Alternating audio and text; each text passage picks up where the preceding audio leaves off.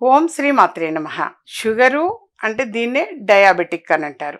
అది కంట్రోల్ అవ్వాలి అంటే ఎంత డాక్టర్ గారి దగ్గరికి వెళ్ళి మనం ట్రీట్మెంట్ తీసుకుంటూ ఉన్నా మనం కూడా కొంచెం మానసికంగా ప్రశాంతత కోసం కావచ్చు, అలాగే యథార్థంగా చక్కగా ప్రశాంతంగా కూర్చొని ఒక మంత్రాన్ని గనక జపిస్తే ఎంత భయంకరమైన రోగమైనా తగ్గిపోతుందమ్మా.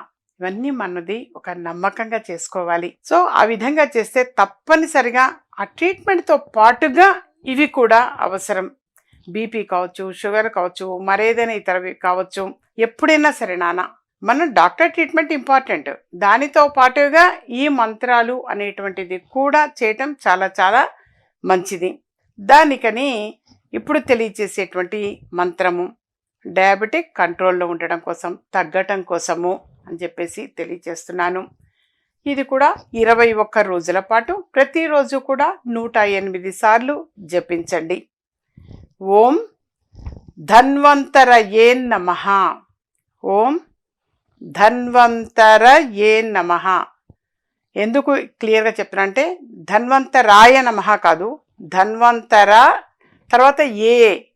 ఓం ధన్వంతరయే నమః. ఓం ధన్వంతరయే నమః. టెక్స్ట్ వస్తుంది కింద, మీకు ఆ మంత్రం కూడా వస్తుంది నాన్న.